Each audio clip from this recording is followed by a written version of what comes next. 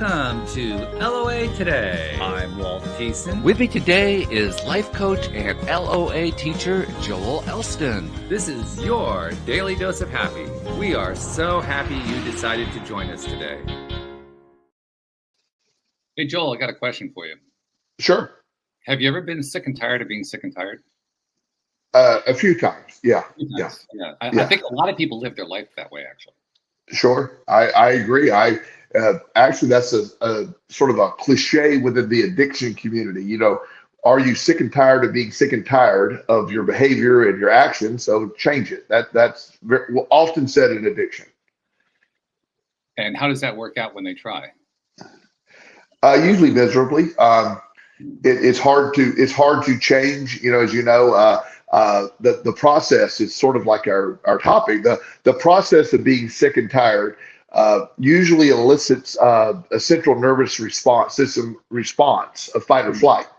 And so when you're living, you know, when you're constantly going through trauma or whatever's happening, your body is constantly in fight or flight mode. And not getting into all the details, but when the fight or flight mode requires the body to change chemically.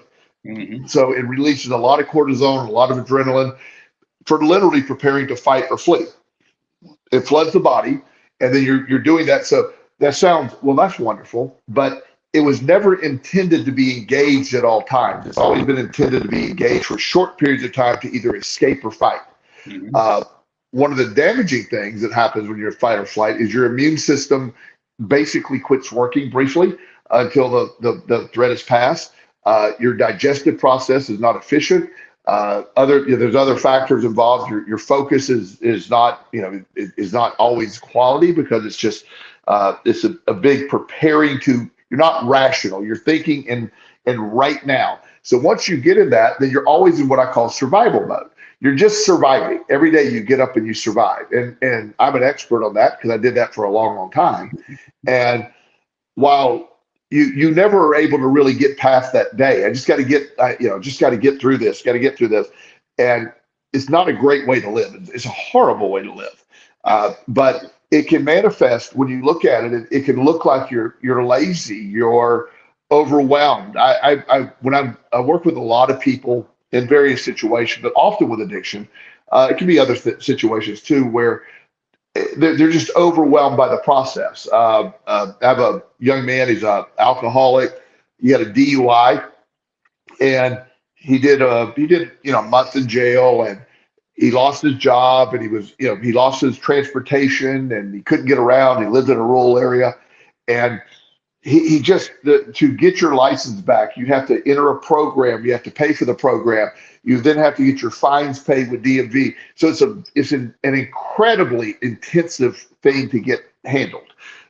So many factors. You got to get insurance. You got to get all these things. So he was relying on people to take him to these appointments, do these things, and he didn't have the money to do it. So his parents were helping him. So every day he just said, "Joel, I just can't do one more thing. It's just." I get one thing done and seven things pop up. So it appeared to his parents that he's just being lazy and unmotivated. And I just said he's overwhelmed. And I'm not making excuses, but I've been in a place where I literally couldn't do the most basic stuff when things were so bad. And it's built on that whole concept. Sure, yeah, because when everything seems to be going wrong, the natural thing for the human body to do when everything is going wrong is to shut down. Right. And part of the reason is what you were discussing. I mean, you discussed the fight or flight syndrome. When you're in an actual fight or flight situation, you need to shut everything down so you can marshal all your resources to run or to fight. You need all of it. Yeah. You're not going to be able to be in fight or flight mechanism and then be able to compose a well-written business letter or log in a bunch of medical bills. You're not going to be able to focus on that because you're in fight or flight. And then on the other side of it, when you have been in fight or flight for so long, those chemicals that are there, they're nasty chemicals when they're there for too long. Cortisol it actually does a lot of bad stuff to your body, and it also can lead to a lot of depression. And depression itself is the body saying, "We don't want you to do anything. we just want you to lay in bed. It's just it's a vicious cycle. So it's really hard to get out of that. I'm not saying lazy people don't exist, but the assumption because somebody has been through a lot of stuff and they just can't. It seems ridiculous. This is a great story. Years ago, I had a client that I was working in South Carolina at the time at our treatment center there. And part of what I've always believed, it isn't just addressing addiction, it's also addressing the things in your life that while you're in treatment, let's get a plan. So I wouldn't be able to say, here's what we're going to do other than just stop drinking or stop gambling. Let's get a plan in place. So after my interview with him, I was fascinated that he had one class, a 3-credit class away from graduating. That was it. I'm like, really? And I said, well, the low hanging fruit there is let's just go do that class. I mean, you're going to graduate with your degree, and the field he in needed a degree. So, I mean, that was so obvious to me. And he goes, well, I just, I failed the class. I didn't show up and they're not going to let me take that class over. And I go, I think they probably will. So anyway, I said, tomorrow, we looked up the number. I said, call the place and call the school and ask what's necessary to enroll for this one class. So he did. And I got a text from him. He said, yeah, I was right. They told me I can't. And I said, look, I cannot believe that. Conference me in on that call. So he called back. The same lady answered.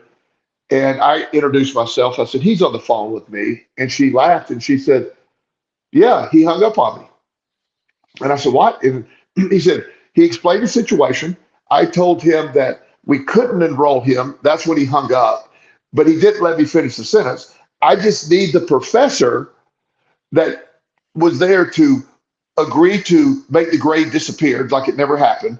Then he can re-enroll. We can do that right now. And he said, the interesting thing is the professor's here right now, and he's also in recovery from addiction.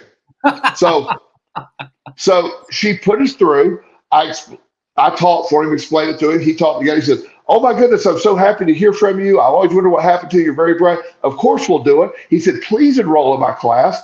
I'll support your recovery, and I promise you you'll graduate. Wow. But he hit that wall of all he heard was no. And there we go. It was off the races. His brain would not allow that to go forward. And that sounds ridiculous, but I see that a lot. Just that little bit of, we did that and it's just not there.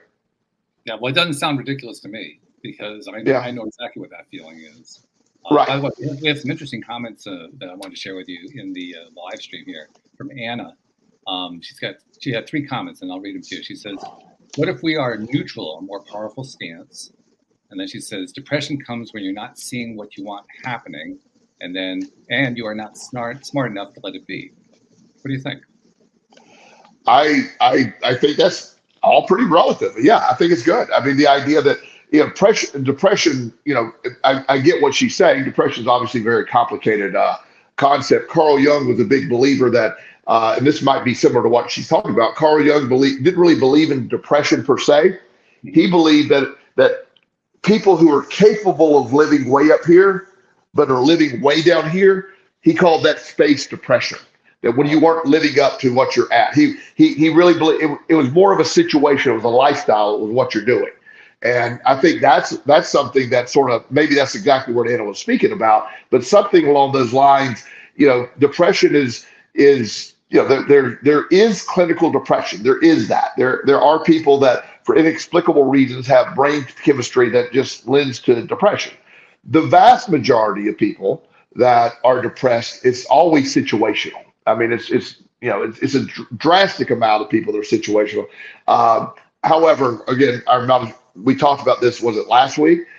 Medicine tends to, no, let's give them a pill. That's better. But it's not where we're at. But depression is individual to the person. Only you can determine if you're really depressed, what it feels like. We all at some points experience a level of depression sometime in our life. A lot of times they don't identify it because some people just think they're sad. And sometimes it's just sadness. Sadness is a valuable emotion. It's there for a reason. Sadness does not equate to depression either.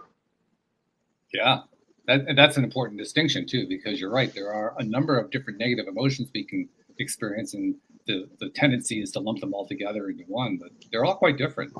Yeah, mainly because of the way we think about them and the way we feel about them. Right. So the other day, I'm going to give an example of something that happened to me yesterday. So Okay. I have a situation going on where I'm working with a client. He's in the middle of trying to rent this house. His mom lives in Pennsylvania. I'm working hard on getting this thing done while, trying to help everybody out. And so in the middle of the day yesterday, the lease he had in place, we were scheduled to move in this morning, right? We were scheduled to move in this morning and had movers in place, electric in place, everything in place. So the landlord texted me and said, you can't move in tomorrow because we have these things. And it's not even rational. So on Sunday, on Easter, I have to, while on a call with the client, I reach out to the lady who, my dear friend and my assistant who helps me a lot, or she's really a colleague, she's not my assistant. And on her Easter, she handled all this for me, right? And did a really good job of it. And so she postponed the move. She did everything needed to do. And so I said, I'm so sorry that you guys stuck. No, she goes, this is so exciting. And I'm like, oh my God, because it is. I mean, this is my life, so I don't really view it as exciting. It's just my life. But to her, it's like, wow, this never stops. There's always something cool. Well, I later thanked her that evening because I go, she's right. I get to choose, is this stressful or is it exciting? And it literally changed my whole perspective. So your perspective, we're going to say this at some point in the show anyway, dictates your reality. And so every emotion has a reason. Every feeling has a reason. And when you can understand what that feeling is, like I'm feeling overwhelmed. And ironically, that's why I'm late tonight. That continued into today. And we were rescheduled to move, and the landlord, probably in an illegal manner, totally voided the lease over some little minor thing and said, you can't move in. And we're scrambling to he was scheduled to move out of the place that he was at. It was disastrous. But once again, my colleague stepped in and handled all of it. I mean, he's able to stay where he's at for another few days or a month or so. None of that matters, but it was just this idea that, wow, this is incredibly stressful, or it's just, hey, it is what it is. My perspective dictates that. When you're looking at everything as we're existing, when you're exhausted, your perspective is sometimes fixed. You don't have access to your perspective. You do, but it doesn't feel like you do. Yeah, there's almost like a divorce that took place, and I understand exactly what you mean, because it does feel that way. Yes. And the thing that I really liked, I mean, for listeners who are wondering where this whole topic came from, it came from a post that Joel shared on Facebook, as he so often does, that essentially said it's not that you're blocked, it's not that you're depressed, it's not all these other things, it's that you're exhausted. And I thought, wow, yeah, how about recognizing the real thing? Because and it's not like most of us who fall into a depressed state or even a more neutral state, or something that's uncomfortable. It's not like we chose to. It's not like we said, I feel depressed today. It's more like that's where we ended up after we're fighting and fighting and feeling like we're losing and fighting and losing and fighting and losing. Of course, it's exhausting, but whoever acknowledges that, I mean, that's what I loved about the post. It actually got acknowledged that this stuff it'll wear you out trying to get around it. Of course, and we have a society that's pretty fast paced. There's not a lot of people. Exhaustion is sort of simple. I mean, it's like, yeah, you're exhausted. You're frazzled. Your whole system is not functioning. We aren't here to be anxious and nervous and frazzled. And be exhausted. The body requires rest, and when you're in that state that you're constantly in, it's very hard to get deep sleep when you're feeling like that. So you're even more exhausted. Everything feels overwhelming. everything's crashing in. And, like in my profession, sometimes it is very critical. I mean, it's life and death at times. And I don't have time I don't have latitude to screw up. Like this guy with the house and everything. I mean, it's serious, but it isn't that serious. You know what I mean? But it's stressful, but it's not that level of stress. There's other times like if I don't, it's misery. Yeah, but it's life and death. yeah. But I have to get this guy that's having he's having a overdose of heroin go on or fentanyl right now. I got to get this Narcan in him like within 15 seconds, or he's dead. That's a different level. Right. So, being able to operate that and understand where you're constantly going, and also your perspective of who you're on the journey with can change things too. And the reason I'm saying that is having somebody else or having support. Most people that are in that exhausted state, they often don't have a very good support system in place, because the right people will say, you need to do this for yourself. You need to make sure you take care of yourself. The right people are worried about you and concerned about you. Help that out. When you don't have that, it's easy to fall in that. You don't have anybody sort of observing and helping.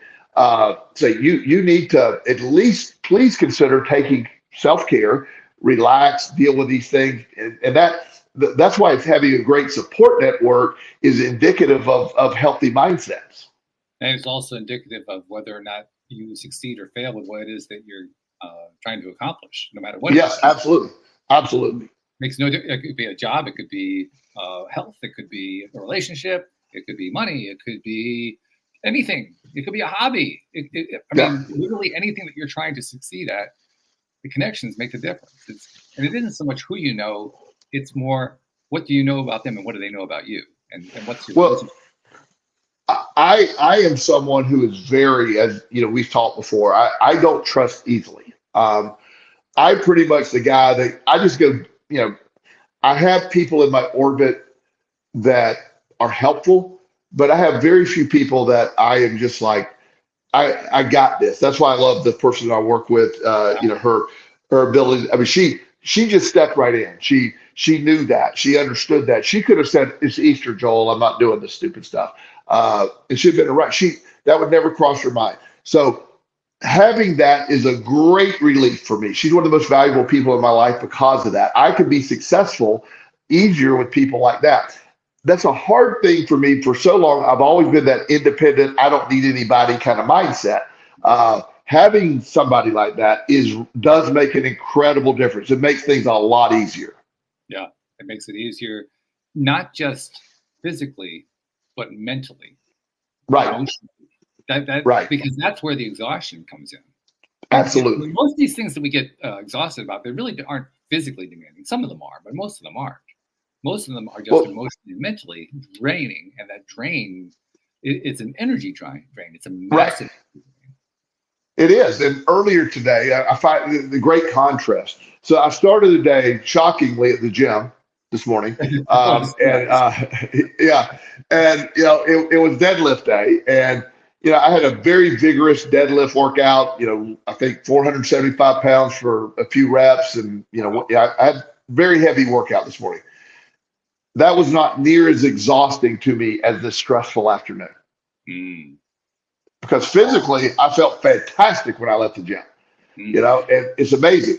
And I feel fantastic now, so don't think that this has affected it. But that period of time was very stressful. And when I have something like this happen, I still have sessions that I'm dealing with. So I have tiny increments of time that I can communicate with my colleague, help me out, do this stuff. So I'm able to get her a message where she's able to handle it.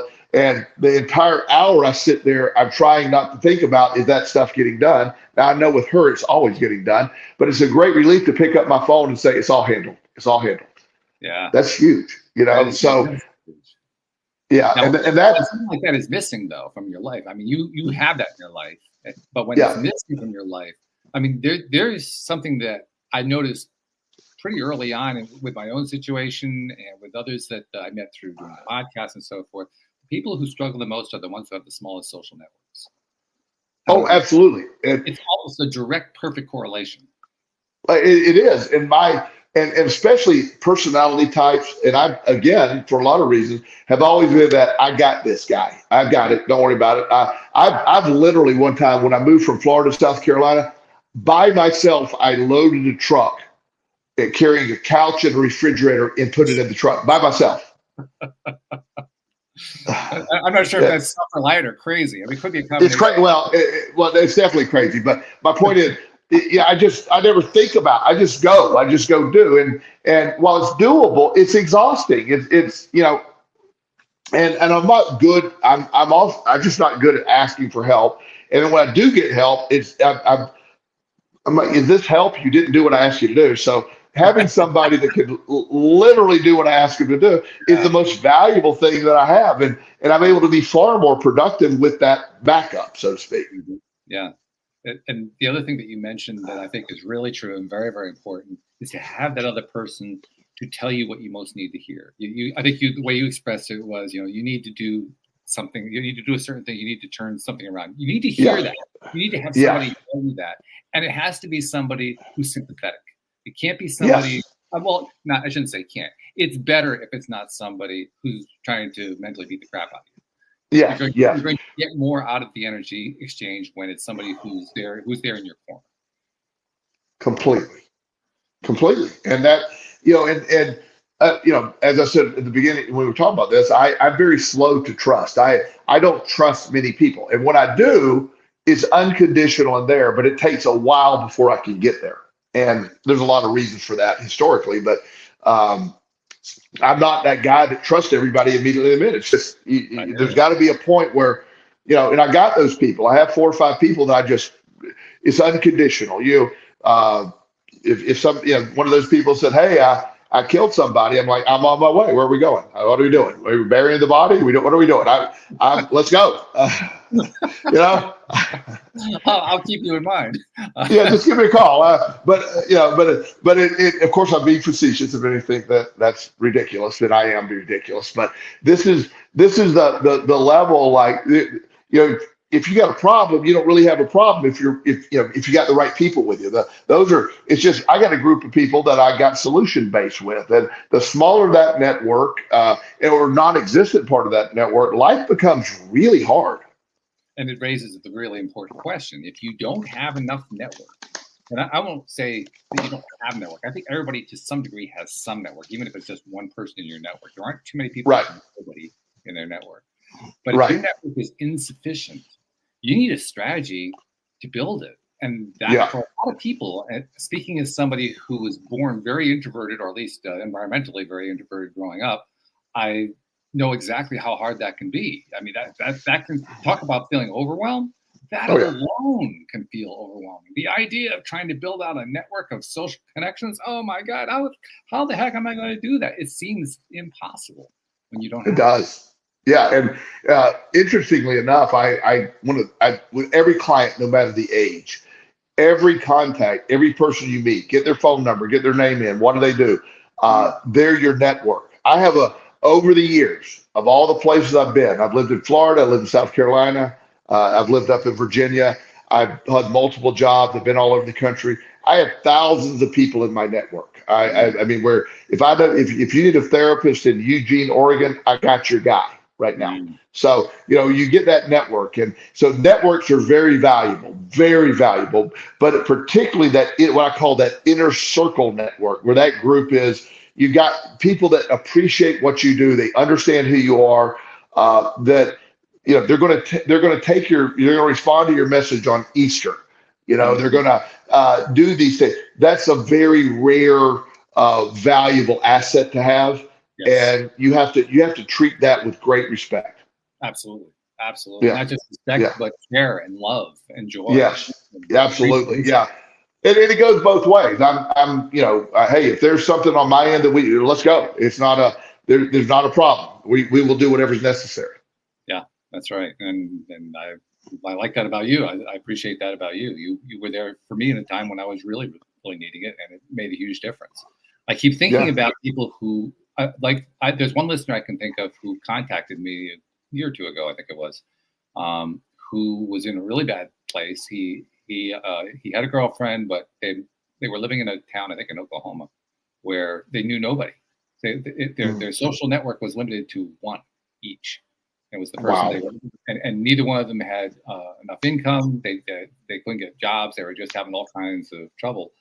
That's a really tough situation to start from. Now, I don't know what happened with him. I'm hoping that he did start building out the network. That was my recommendation to him. Just find anything. Go to a church. Go to any kind of civic organization. Find anybody you can find anywhere and start building contacts and start building relationships, because it's going to help you get out of what you're dealing with right now. Right. Think about, again, like what I said before, I think about what it's like to be in that place and how hard it is to make that decision. I think it was Anna again made a comment that I'll reapply to what I'm talking about here. She was saying it in a slightly different context. But she said, we've got to get real angry to change a situation that doesn't match our capabilities. I don't think this is a particular situation is one where we have no capabilities. We all have the capabilities of building connections. But she's also right. You kind of have to get angry enough to say, all right, this is not acceptable. It's not acceptable that I don't have enough of a network. I got to do something. I mean, I got to take this. If anger is all I got right now, I got to take this anger and turn it into something. Well, anger is a great, using the emotional guidance scale, anger is a higher position than depression. So anger is an action emotion. And I'm all about actions, just take action. And so the idea of getting angry, or earlier getting sick and tired, I'm done with this, screw it, let's go, whatever that verbiage is, but anything that gets you going, because the antidote to everything is going to be some form of action, period. It's just, there's other things involved. I understand that, but I think action is fundamental for any situation to get better. So let's talk about the action piece, because now that we have identified the problem, we're taking the scientific route. I don't know if you noticed that. We're following the scientific method here, but we've identified our problem. We've identified what needs to change on it. We've identified the trigger that's going to change it, the taking action. So let's talk about the action piece. And you've told, by the way, I just have to parenthetically throw in here, you've told some of the best action-oriented stories I've ever heard here on the podcast, stories of people who are in really bad places and you got to take a step of action and produce unbelievable results and so forth. I think it's important to remember that those stories not only exist, but they are the rule rather than the exception. Because we tend to think the opposite, right? Well, we're in that bad space. We think it's the other way around. We think that the odds are against us when we take the action. One of the things that I felt, as you know, many years, 1995 is when I got into my recovery from my gambling addiction. And I had to go to jail. I had a felony conviction. I lost everything, lost my fiance, lost my family. I mean, they were alive, but they didn't have anything to do with me, rightfully so. I'd taken a bunch of money from them. And I had nowhere to go or nothing to do. The only thing that I had any chance of anything going on was action. I got to find action, some form of action. And I didn't even know what that action was. But so the most basic thing was I could come up with is I got to work.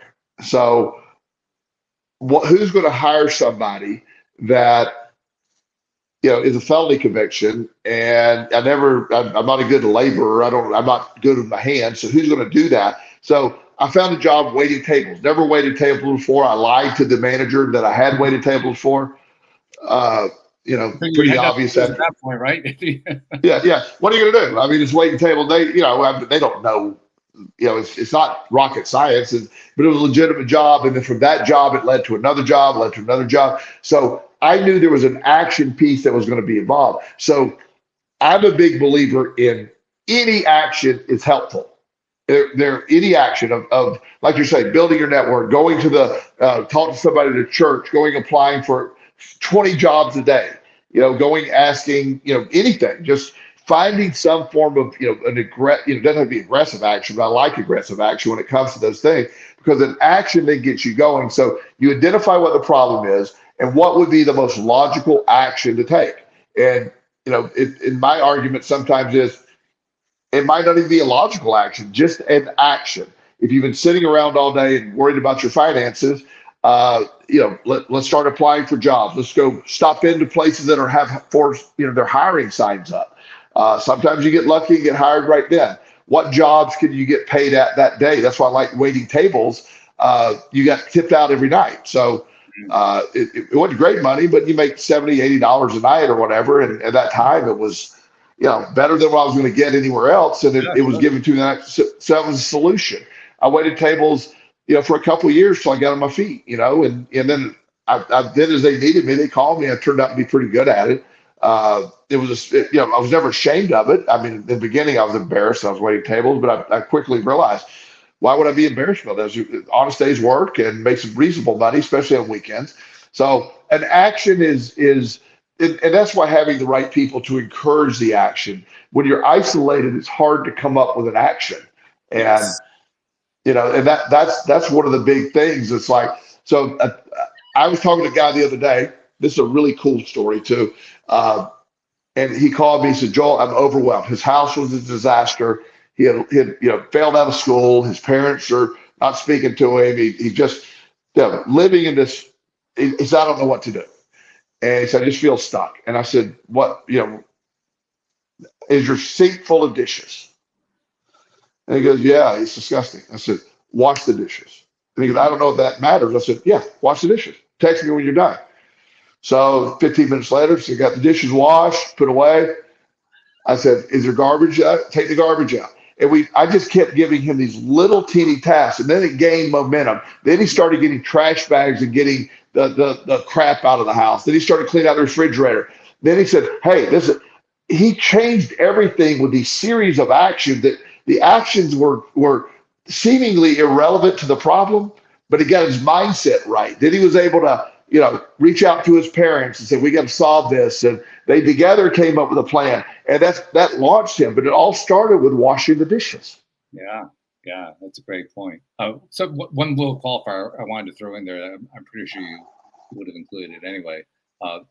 We're suggesting some kind of action that has a constructive thing to it. Like, we don't want to go out and commit a crime. We don't want to go out and harm somebody. So it's got to be an action that actually moves things forward in at least somewhat positive way. Doesn't have to be in direction where we're going. We just try to avoid doing something.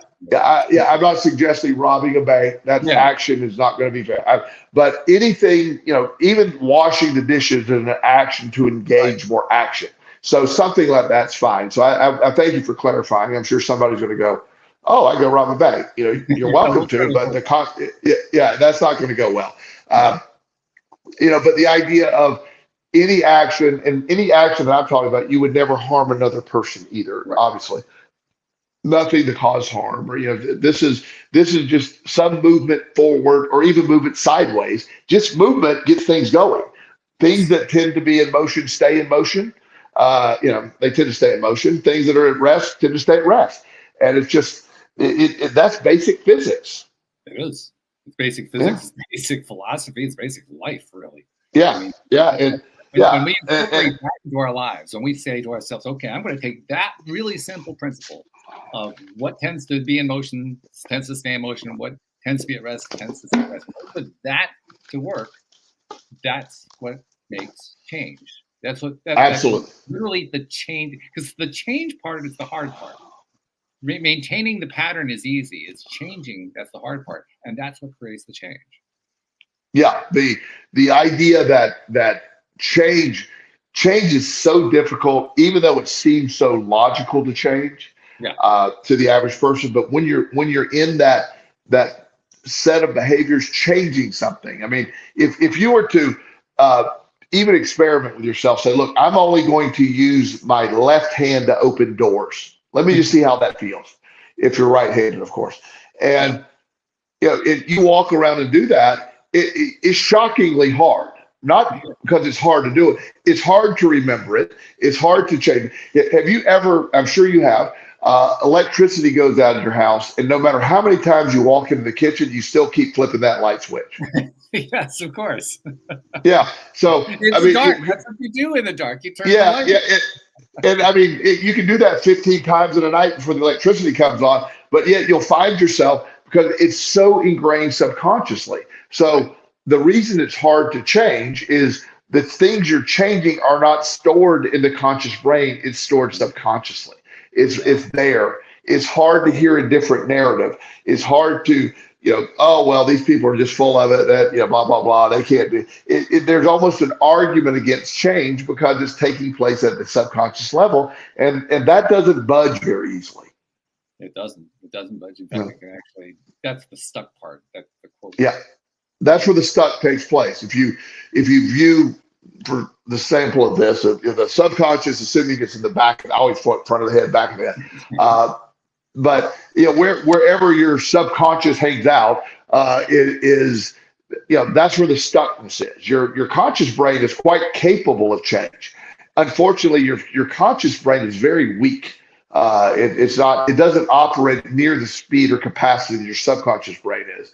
So emotions and all that are taking place there.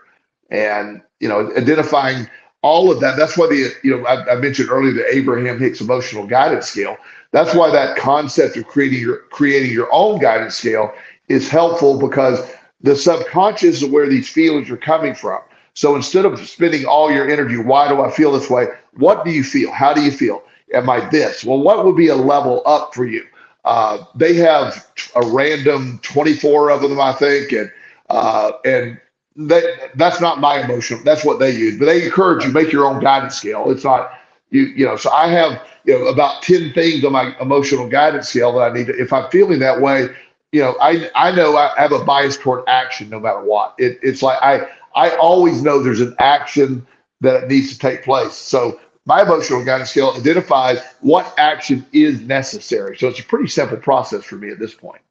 I was just thinking about what my scale looks like, because I've actually given a couple of answers on the show here. And I'm realizing my guidance scale looks different depending on where I am. If I'm feeling at the lower end of the scale, the guidance scale has 2 items: where I am and better.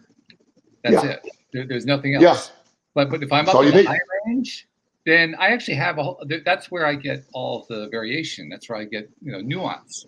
So it's like I might feel optimistic, or I might feel really grateful, or I might feel appreciative, or really joyful and loving. That's where I have all the nuance. But if I'm not feeling good, bam, it's just bad or good. That's it. Which one's better? Which one's worse? That's all. Yeah, and I like that. It doesn't have to be this list that's rigid. It can be nuanced. The higher the scale goes, the more nuanced it is. You're feeling really good. Can I feel better? What can I do more? I'm actually, you look at that. But if I'm really down at the bottom, all I need to do is go a step up. That's whatever that is. I got to feel better. Whatever that means, feel better. Yeah, as soon as possible. Yeah, let's take a shower. Let's wash the dishes. Let's shave. Anything. I need something, and then we can revisit and adjust what that scale looks like, get more nuanced as we go. And the funny thing is, like you were describing in the story of the gentleman who was doing his dishes and then taking out the garbage and all that kind of thing.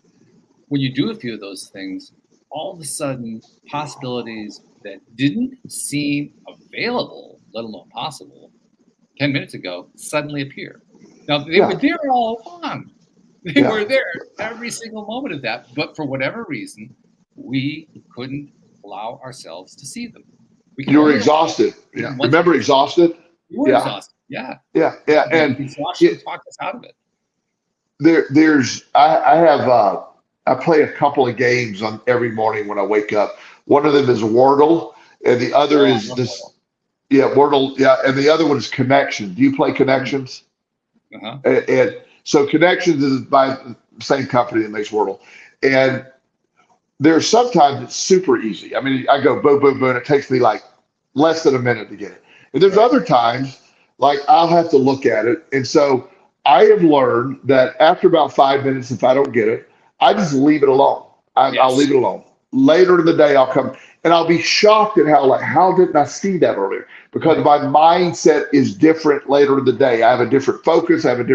So leaving it alone allows me to look at it with brand new eyes. So the same thing, how do you not see it? Sometimes it's so obvious. It's like, oh my gosh, how did I not see that? Then, later in the day it's clear. So as you're processing all this, and if you're applying this to life, there is no situation that you can't find something better. Maybe you don't have access to it right then. So that's why some other actions seemingly unrelated can get you to a place where maybe you could see this differently. And also, it's amazing to me how, like you say, if you just leave it and come back later in the day, all of a sudden possibilities occur to you that didn't occur before. It's amazing to me that that can happen in 5 minutes. You can walk away from it for 5 minutes, and that's enough time. I mean, it's literally just the act of walking away from it that does it. And the time almost seems like incidental. It doesn't even matter what the time is. Yeah. And so, on today's connection game, they use symbols for pictures for the first time. Mm-hmm. And I've never had it it's always been words. And so today was just pictures. And I'm like, oh my gosh, my poor brain. And so I got the first row pretty quick, and I'm like, I want to drive myself crazy. So I left it. Then at lunch, I looked at it, and it was like, as soon as I got the second row, then everything else was on. Then it's like boom, boom, boom, boom, boom. But I didn't have access to that at 6 a.m. this morning. Yeah. So there's a little bit of a piece of guidance built into that, which is, yes, you're not getting it right now, take a break. Yes, and that's important. Just walk away from it for a bit. Yeah, and walk away. And that's and sometimes the most obvious thing when you are exhausted, the simple solution is to rest, is to feed yourself, to rest, to get. Sometimes that's the most obvious. It doesn't seem like that. I've always liked little kids who, when they're sleepy, they try desperately not to fall asleep, so that they'll and they're fighting falling asleep. Like no.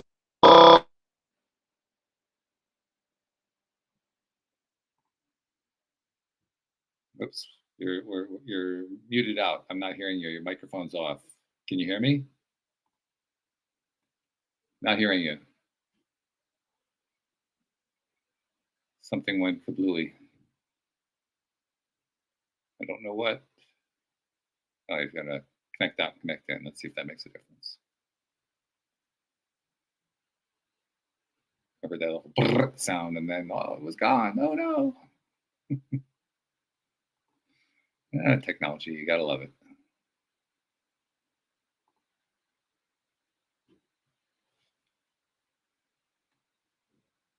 Oh, well, he disconnected entirely. Okay, so he must be doing a reboot. That's fine.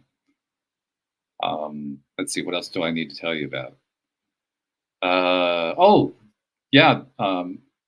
I mentioned this. Okay, here comes Joel back. Well, I'll tell about it later. Nope, nothing yet. I'm still not hearing you. It's like you're muted somewhere. Where could you be muted?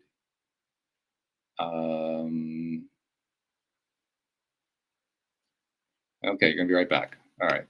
So anyway, yes, check out the episode that I did earlier today with Anne-Marie Young, and our guest was Angela Beyer. The episode had some really cool stuff in it, including this idea of connection. And the fact that Joel and I were just talking about connection made me think of it. It also made me think of this project that I alluded to in that episode. Now, I'll tell you about it here for a moment. I realized that, lots of people have lots of complaints about social media. This is not a new thing. People are complaining about it all over the place. People are making changes, taking it out of their lives and so forth. You may be one of them. But I realized what the big problem with social media is. It's not the thing that we tend to blame it as the reason why kids can't pay attention, or it's ruining our youth or whatever like that, or it's a waste of time. But for me, it's more a question of what do we do? What's missing from it? And what's missing? Are you there? Now we can hear you. There you are. So I'm so sorry. I have no idea what happened. So that's right. Let me just finish my little story. I was telling a story to people. So anyway, what I realized is that what social media missing is that real connection. That we have these fake connections that we have, posts and videos and pictures that we upload and so forth. But the thing that's missing is real connection. Kind of like what you and I do here, Joel. We have a connection that goes on through this live video that we're doing. So I'm actually working on a project that I'm hopeful will give us the next level of social media. I think we should put social back into social media because it was taken out about 25 years ago. I think it needs to go back in. Yeah, and the in my private practice here in town, I do a lot of virtual work with people all over the country. But when possible, the connection I make face to face is far superior to anything I can do virtually. In the beginning, especially as I develop a rapport, it works fine virtually, or in person. But in the beginning, I like the energy exchange. I can pick up who they are pretty easily. It's a good thing. It's a really good thing. fired. Yeah.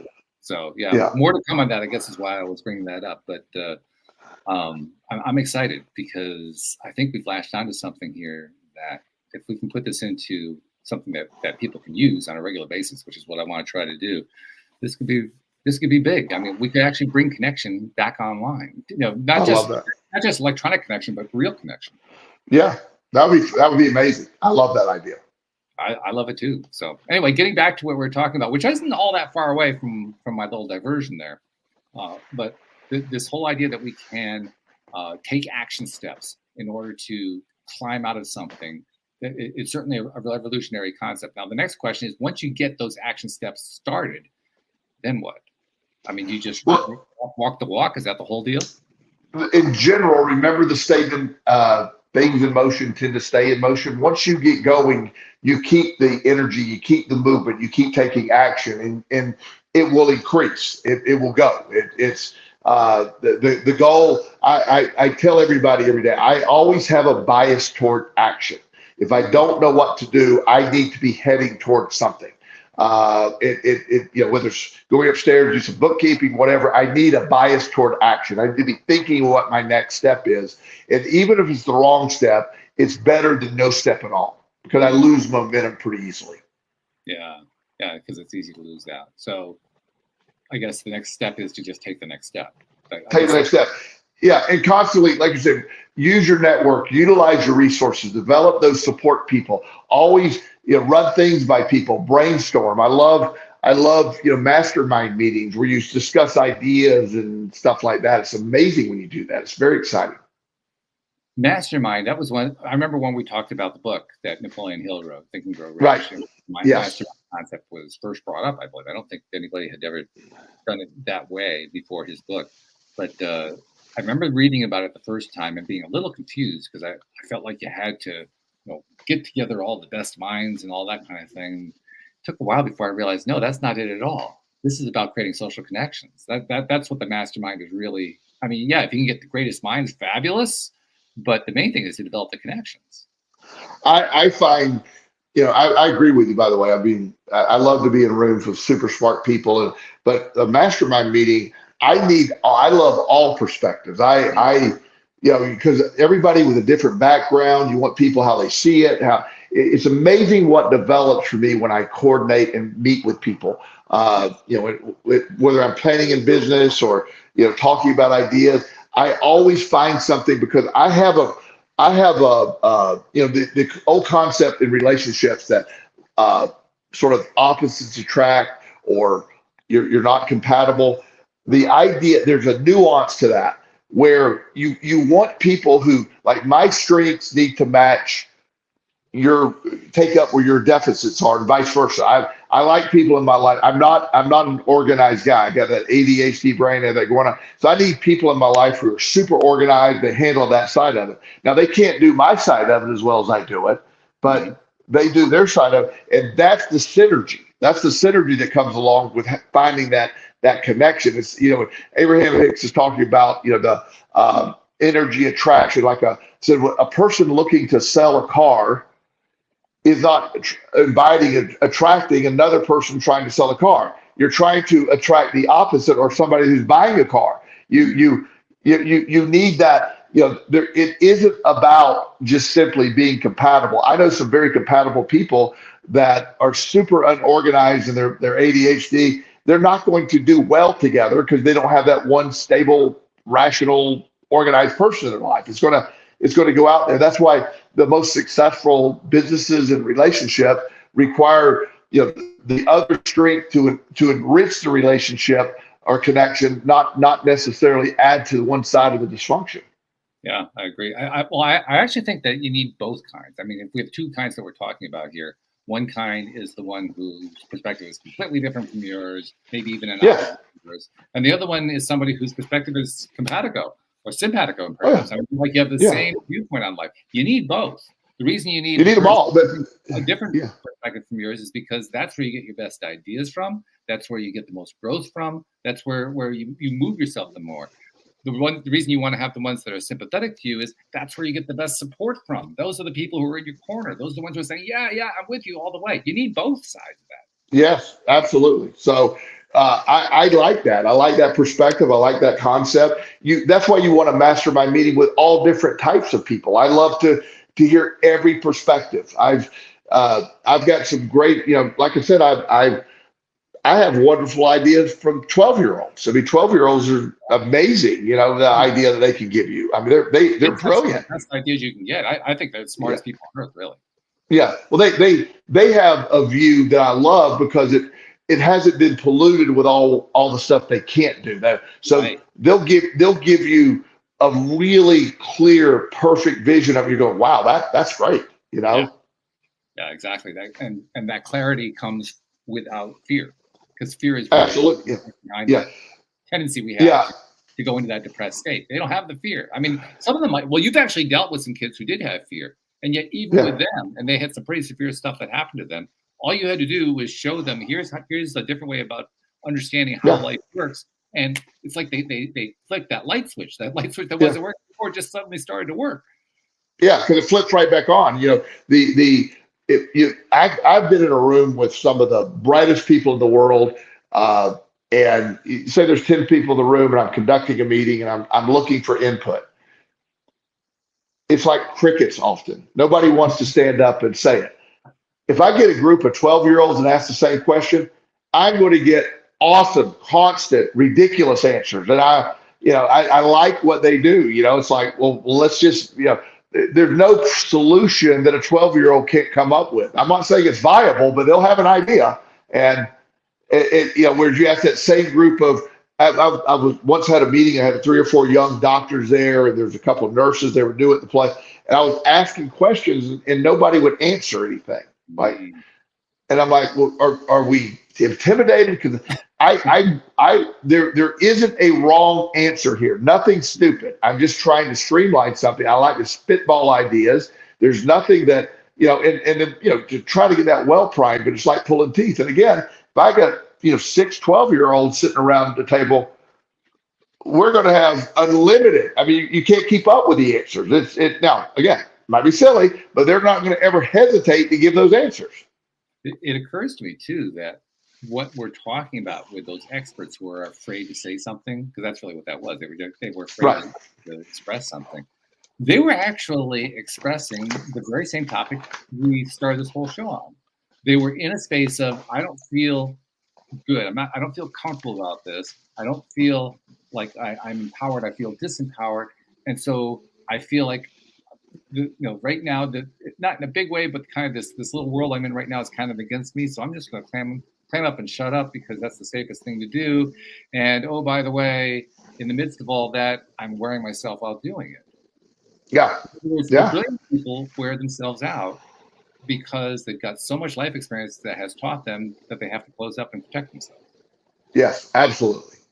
And that matters. And you're yeah, and that's where a lot of that comes in. So the full circle that going back to the original concepts that we're talking about, the being able to understand, you're not lazy, you're just worn out. And when you figure out why you're worn out and all these battles, it's like water torture. It's like you can handle anything for a little while, but 20 years of something, 30 years of something, and you're worn out, you're exhausted.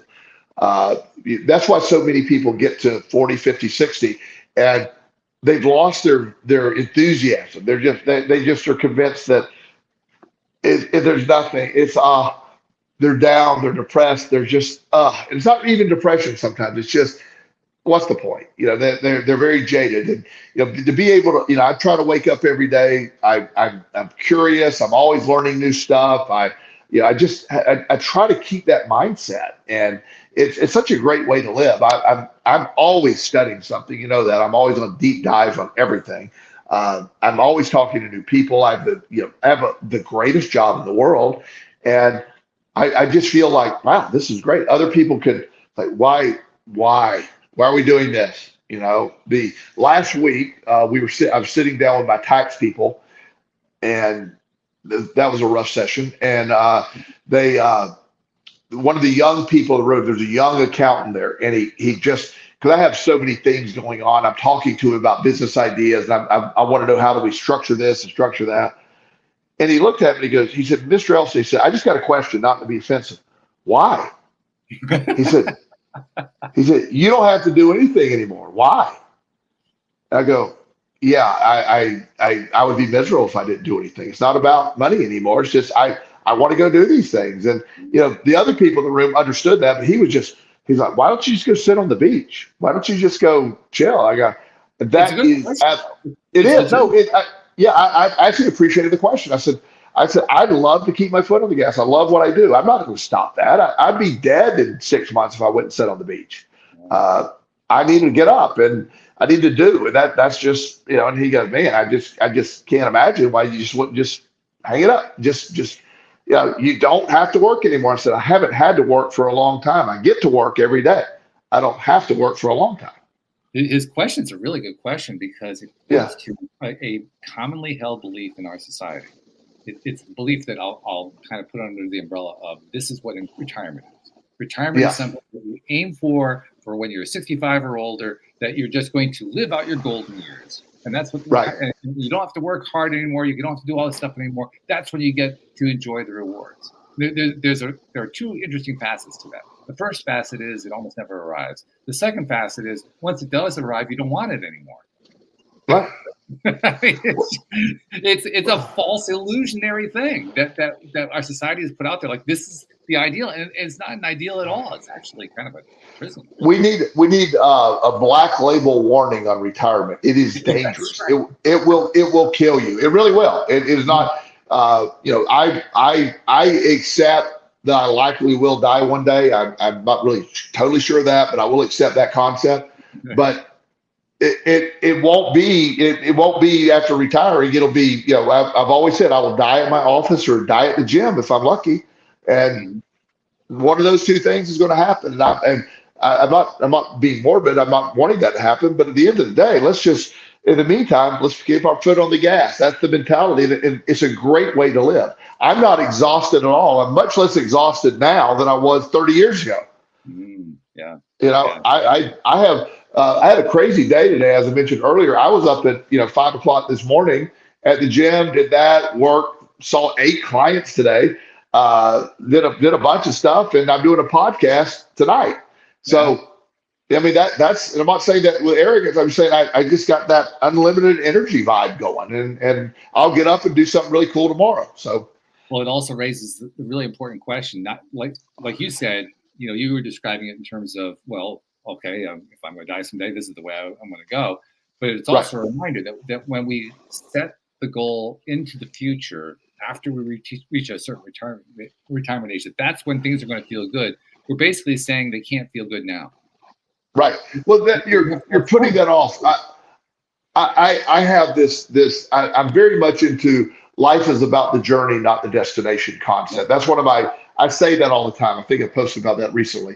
And the journey is where there is no destination. I've accepted that. There is, the journey is the point. Every day is the journey. The weirdness. Today was very weird, but in a weird way, I loved it. It was just, I'm able to handle it. Life threw a crazy curveball to me today. And me, along with help from my colleague, were able to knock this out and make it, we laugh about it. I mean, it's like this is a crazy world we live in, and we embrace it. So we overcome, we move forward, and I could say I'm tired of doing all this silliness. It's a waste of time. I don't have to do it.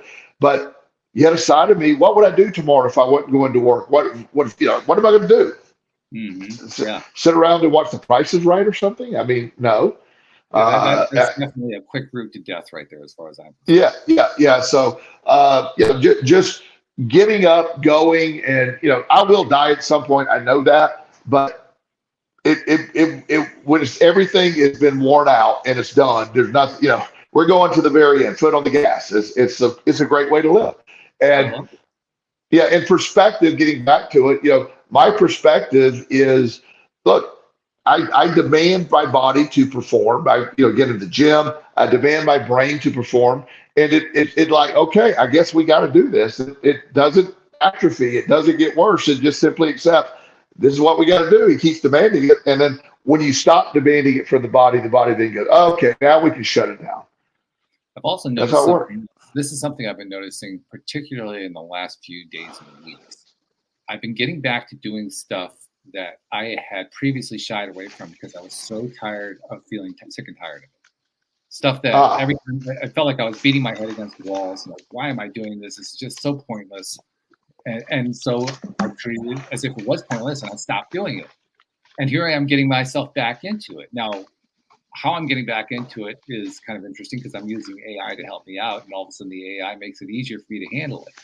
But what's even more interesting from my perspective is that as I get back into it, I'm encountering many of the same emotions I experienced before. I'm encountering many of the same kinds of experiences.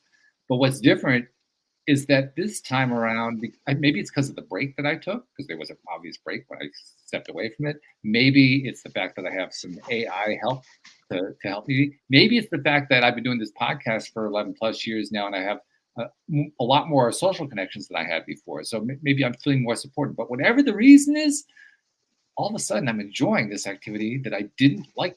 In fact, I disliked it so much that I stopped. I took something that I stopped doing because I disliked it, and I'm turning it into something that I can't say I really like it, but hey, it's interesting. Well, now that's interesting. You have made that's a great concept. You made a slight change you took action. You took a break, you took action, you restarted. Your perspective if you keep this going, you will like it. You can get to a place where you like it. You really could. Scary. I mean, really, the idea that I can like this thing? Are you kidding me? Yeah. That's so. Yeah, absolutely. So I'm very much in favor of that. I mean, so yes, absolutely. Keep going. You'll eventually you'll like it. It's like, I never thought years ago when I started early in my recovery, up 30 years ago, I was like, oh my gosh, how am I going to survive? I just couldn't even imagine surviving. I can't imagine being where I'm at now. And just being able to make it to, some point. And, now I'm like, oh my God, this is awesome. Let's keep going. Let's keep going. Let's keep going. And as I mentioned earlier, not only is my brain better today, but I'm far less exhausted than I was 30 years ago. I couldn't have had the day I had today 30 years ago. I haven't mentioned what it is that I've been doing, but I'll tell you because it just occurred to me that it has a double meaning. We've been talking about how we essentially program ourselves into a corner. I mean, that's what this whole exhaustion thing is all about. Well, the thing that I'm talking about is programming. I've never enjoyed programming, and I still don't enjoy programming, but programming is how I hopefully end up creating this new social media thing. Yeah, fantastic. So I'm actually engaging in something that I don't like doing, finding I like it a little bit better toward the goal of accomplishing something that I think would be pretty damn cool. Absolutely. I agree. And that's a great example. Perfect example. And I'm reprogramming myself to do reprogramming. I love it. The resonance is just insane. Joel, it's been fun as usual. We know how to go down these rabbit holes, and they're a lot of fun to go down. I love it. Thank you, buddy. I have so many great co-hosts, but I have to admit, I like going down rabbit holes with you more than any of the others. Well, thank you. I think it's the fact I'm crazy that helps. I think so. Well, there's a simpatico craziness. Yeah. So thank you much. Thank you, podcast listeners everywhere. See you all next time here on LOA Today. Goodbye, everybody.